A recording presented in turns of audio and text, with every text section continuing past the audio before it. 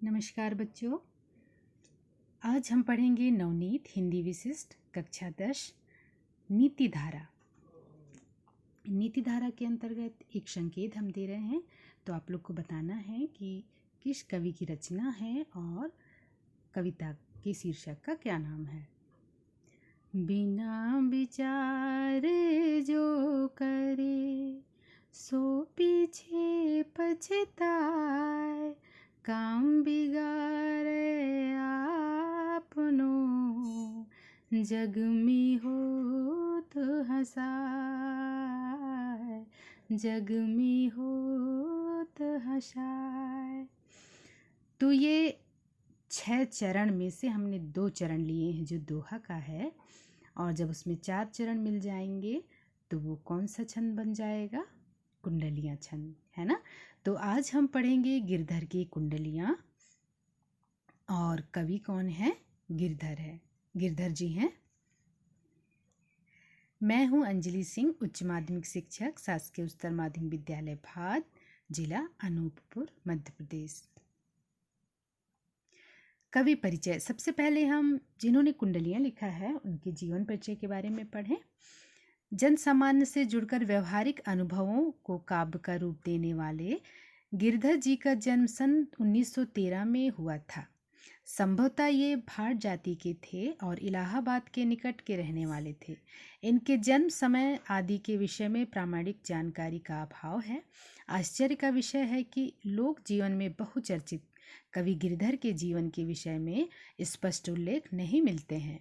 उनकी रचनाओं में भी इस प्रकार के सूत्र उपलब्ध नहीं हैं जिससे उनके जन्म तथा जीवन संबंधी संकेत मिलते हों।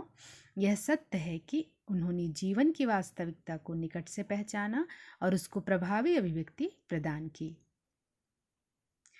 उनकी रचनाएं हैं। भोलानाथ तिवारी के हिंदी नीति काव्य संग्रह के अनुसार गिरधर नीति काव्य के रचनाकारों की श्रेणी में आते हैं।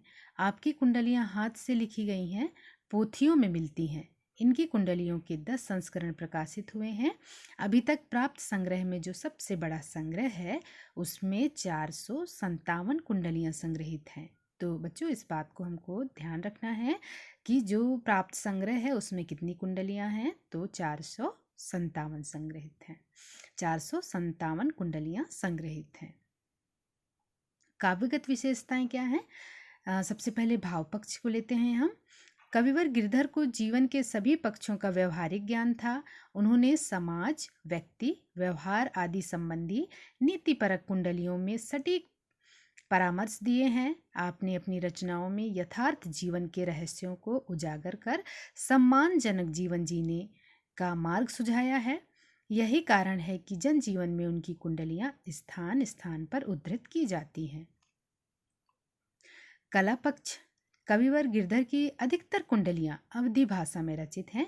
उन्होंने कुछ दोहे, सोठे तथा छप्पे भी लिखे हैं, किंतु उनकी ख्याति का आधार इनकी कुंडलियां हैं। सीधी सरल व्यवहारिक भाषा में आपने जीवन के यथार्थ की सहज अभिव्यक्ति की है। साहित्य में स्थान क्या है? मानव को व्यवहारिक जीवन की सफलता के सूत्र सुलझाने वाले रचनाकारों में कवि गिरधर का स्थान बड़ा सम्मानजनक है। हिंदी के नीतिपरक काव्य रचना करने वालों में यह महत्वपूर्ण स्थान रखते हैं। अपनी कुंडलियों के कारण यह निरंतर स्मरण किए जाते रहेंगे। अब बच्चों, हम समझ लें कि कुंडलियां किसे कहते हैं। तो कुंडलियां एक छंद है। कुंडलियां दोहा एवं रोला के सहयोग से बना छंद है। इस छंद में 6 चरण होते हैं तथा प्रत्येक चरण में 24 मात्राएं होती हैं। 6 चरण हैं, तो इसमें कौन कौन से चरण दोहा और रोला के होंगे? तो प्रथम 2 चरण दोहा के तथा 4 चरण रोला के होते हैं, है ना। और एक बात हमको ये भी याद रखना है कि कुंडलियां छंद जिस शब्द से शुरू होता है उसी शब्द से उसका अंत होता है, और दोहा छंद दूसरी पंक्ति, दूसरा चरण जहाँ पे समाप्त होता है, जिन शब्दों से, उन्हीं शब्दों से तीसरा चरण प्रारंभ होता है। इस बात को हम याद रखेंगे। कुंडलियां के पहले 2 चरण दोहा तथा शेष 4 चरण रोला से बने होते हैं। दोहे के पहले एवं तीसरे चरण में 13-13 मात्राएं तथा दूसरे एवं चौथे चरण में 11-11 मात्राएं होती हैं। इसी प्रकार रोला में 11 और 13 मात्राओं पर यह ति होती है। कुंडलियाँ में दोहे का चौथा चरण रोला का पहला चरण है एवं दोहे का पहला शब्द रोला के अंतिम शब्द के रूप में आता है। आगे हम पाठ में आए हुए 5 कुंडलियों की संदर्भ प्रसंग सहित व्याख्या पर विचार करेंगे। संदर्भ प्रसंग सहित पद्यांशों की व्याख्या।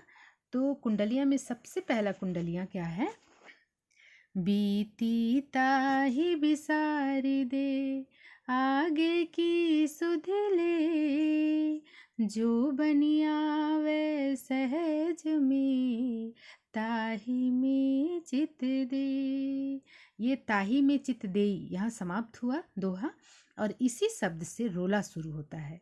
ताही में चित दे बात जोई बनी आवे, दुर्जन हसे न कोई चित्त में खता न पावे। कहे गिरधर कविराय यह करूँ मन परतीति, आगे की समझी हो बीती सो बीती। इसका संदर्भ क्या है? प्रस्तुत पद हमारी पाठ्य पुस्तक नीति धारा पाठ के गिरधर की कुंडलियां शीर्षक से ली गई है। इसके कवि गिरधर हैं। प्रसंग में क्या बताया गया है? इस पद में कवि ने सलाह दिया है कि अतीत की असफलता से दुखी न होकर सुखमय भविष्य की ओर ध्यान देना चाहिए। अब भावार्थ समझ ले हम। व्याख्या क्या है? कवि गिरधर कहते हैं कि बीती ताही विसार दे आगे की सुधि लेई। तो क्या है? अतीत में जो बुरा हो चुका है उसे भुलाकर आगे के भावी कार्यों पर ध्यान देना चाहिए। किसी विशेष उपलब्धि के लिए परेशान न होकर जो सहज रूप में हो सके उसी में मन लगाना उचित है। जिसमें सफलता मिलनी संभव हो उसी ओर ध्यान केंद्रित करना ठीक रहता है। ऐसी स्थिति में सफलता मिलने पर कोई दुष्ट व्यक्ति उपहास नहीं बना पाएगा और हृदय में चूक होने का पश्चाताप भी नहीं होगा। गिरधर कहते हैं कि मनुष्य को अपने मन में पक्का विश्वास करके भविष्य का सुख समझकर उसी पर ध्यान लगाना चाहिए। अतीत में जो हो गया सो हो गया, उसे भुला देना चाहिए। इसमें विशेष क्या है? सरल, सुबोध, व्यवहारिक अवधि भाषा का प्रयोग, चित्त देना, हंसना, खाना खाना आदि मुहावरों का सुंदर प्रयोग है और कुंडलियां छंद का प्रयोग किया गया है। फिर दूसरा कुंडलियां छंद क्या है हमारा? साईं अपने चित्त की भूल न कहिए कोई, तब लग मन में राखिए, जब लग कारज होय, जब लग कारज होय, भूल कबू नहीं कहिए, दुर्जन हसे न कोई, आप से रही रहिए। कहे गिरधर कविराय बात चतुरन की ताई, कर तूती कही देत आप कहिए नहीं साई। तो ये कुंडलियां हमने पढ़ लिया। अब इसका संदर्भ क्या है? तो शीर्षक में नीति धारा के अंतर्गत है गिरधर की कुंडलियां और कवि का नाम है गिरधर। प्रसंग क्या है? प्रसंग है गिरधर कविराय ने इस पद में बतलाया है कि अपने कार्यों का ढिंढोरा ना पीटकर काम करने में ही भलाई है। भावार्थ: मनुष्य को अपने मन की बात को दूसरों से नहीं करना चाहिए। साईं अपने चित्त की भूल ही न कहिए कोई, तब लग मन में राखिए, जब लग कारज होई। इसका अर्थ क्या है? मनुष्य को अपने मन की बात को दूसरों से नहीं करना चाहिए। बात को तब तक अपने मन में ही रखना चाहिए जब तक कि काम पूरा ना हो जाए। कार्य सफलता तक भूल करके भी अपने काम संबंधी बातों को नहीं कहना चाहिए। किसी ऐसी स्थिति में सफलता मिलने पर दुष्ट पुरुष उपहास नहीं उड़ा पाएंगे और स्वयं भी हृदय में शांति रहेगी। कवि गिरधर कहते हैं कि कुशल मनुष्य को पता है कि कर्म सब कुछ कह देता है, अतः व्यक्ति को भूल कर भी अपनी बात नहीं कहनी चाहिए, है ना। क्या है? मनुष्य को पता है कि कर्म सब कुछ कह देता है, किसी को बताने की आवश्यकता नहीं है, अतः व्यक्ति भूलकर भी अपनी बात को नहीं कहना चाहिए दूसरों के सामने। विशेष है सरस सुबोध व्यवहारिक भाषा में विषयों को स्पष्ट किया गया है। करिए कोई करतूती कही में अनुप्रास अलंकार है और कुंडलियां छंद है। हंसना सियरे होना मुहावरों का सही प्रयोग हुआ है। अब है हमारा तीसरा कुंडलियां, जो क्या बताता है हमें, क्या संदेश देता है जीवन के लिए, क्या व्यवहारिकता है इसमें। बिना विचारे जो करे सो पीछे पछताए, काम बिगाड़े आपनो जग में होत हंसाए, जग में होत हंसाए, जग में होत हंसाए, चित्त में चैन न पावे, खान पान सन्मान राग रंग मन ही न भावे, कहे गिरधर कविराय दुख कछु टरत न टारे, खटकत है जिए माही कियो जो बिना विचारे।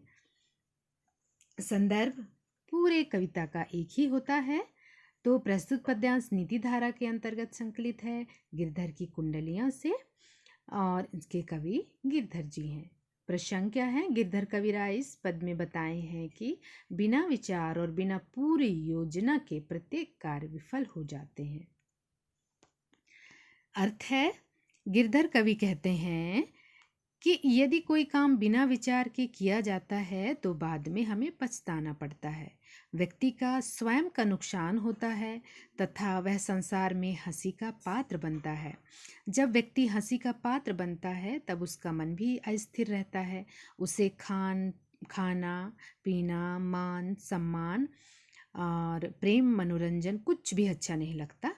गिरधर कवि कहते हैं कि बिना विचार के किए गए कार्यों से जीवन में जो दुख आता है वह जल्दी भी समाप्त भी नहीं होता। अविवेक से उत्पन्न दुख के कारण उसकी टीस और पछतावा आजीवन बना रहता है। अतः हमें क्या करना चाहिए, सोच विचार कर कोई कार्य करना चाहिए। इसका विशेष क्या है, सरल सुस्पष्ट व्यवहारिक भाषा का प्रयोग किया गया है। पीछे पछताना, काम बिगाड़ना, खटकना आदि मुहावरों का सहज प्रयोग हुआ है। नीति कथन के माध्यम से जीवन के तनाव से मुक्ति का तरीका गिरधर कविराय ने बताया है। भूत की अपेक्षा वर्तमान एवं भविष्य पर हमें ध्यान देना चाहिए। और कुंडलियां छंद का प्रयोग हुआ है और बिना विचारे राग रंग में अनुप्रास अलंकार है।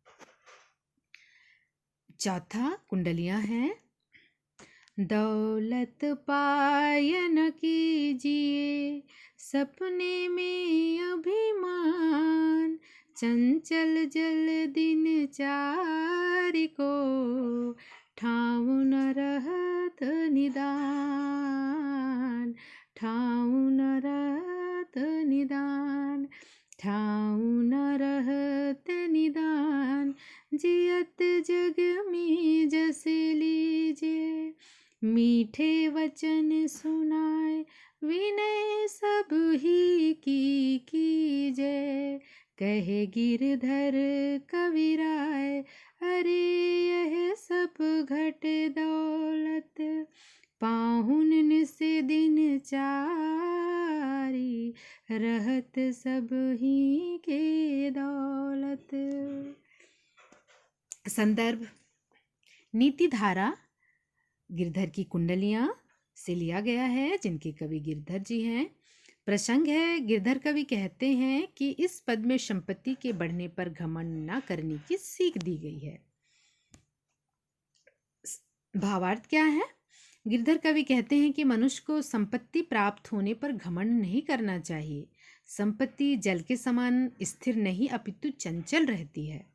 जल के समान संपत्ति की जावक को रोकना भी आसान नहीं है ना। दौलत पाए न कीजिए सपने में अभिमान, चंचल जल दिन चारी को ठाउन रहत निदान। इसका अर्थ है, कवि गिरधर कहते हैं कि मनुष्य को संपत्ति प्राप्त होने पर, धन मिलने पर घमंड नहीं करना चाहिए। संपत्ति जल के समान है, जल के समान अस्थिर है, चंचल है। जल के समान संपत्ति की जावक को रोकना भी आसान नहीं है। और कवि के अनुसार जीवन में यश महत्वपूर्ण चीज है। मीठी वाणी एवं विनम्रता का मोल तब कहीं होता है। जीवन की परीक्षा उच्च मानवीय मूल्यों के आधार पर की जानी चाहिए। संपत्ति, धन, दौलत रात दिन की मेहनत के समान है। यह कब रहेगी और कब नहीं रहेगी, यह कुछ निश्चित नहीं है। इसका कोई निश्चय नहीं है। ये पाहुन के समान है, ये धन मेहमान के समान है कि 4 दिन आकर और फिर वापस चले जाना है। विशेष है सरल सुबोध। व्यवहारिक भाषा में विषय को स्पष्ट किया गया है। उपदेशात्मक एवं बोधात्मक संदेश दिया गया है।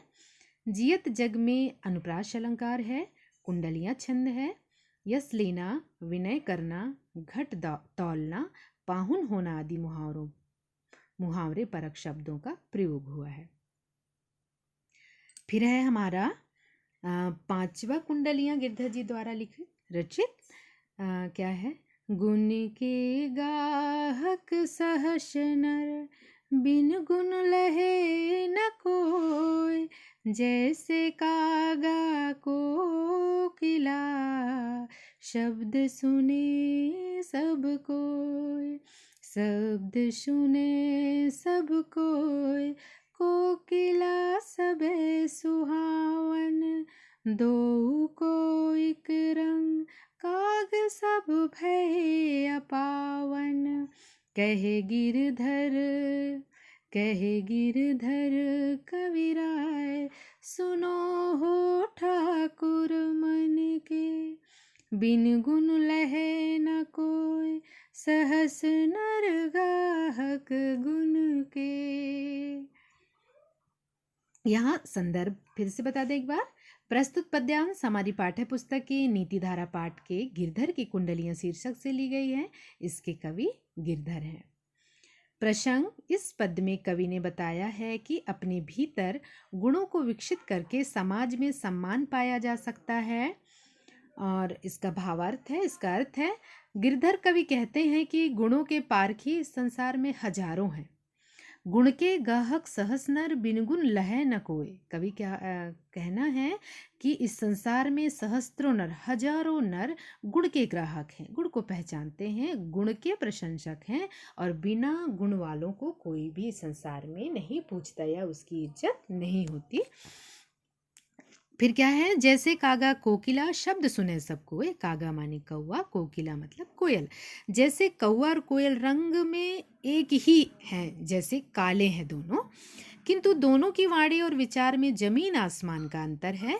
जैसे कौवे की कर्कश वाणी कोई नहीं सुनना चाहता, परंतु कोयल की मधुर वाणी सभी को प्रिय लगती है।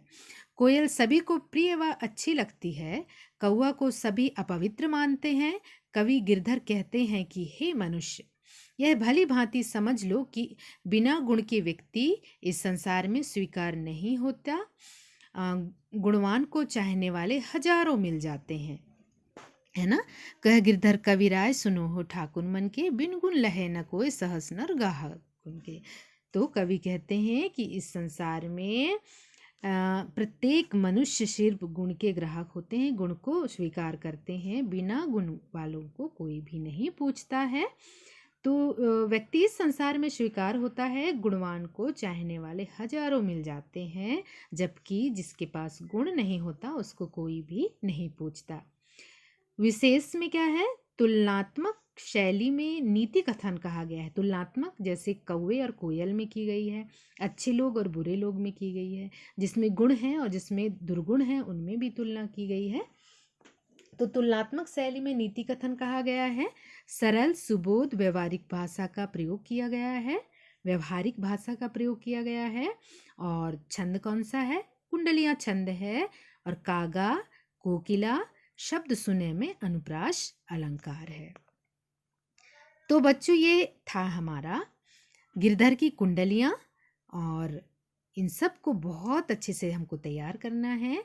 तो यहीं पे हम समाप्त करते हैं। बहुत बहुत धन्यवाद।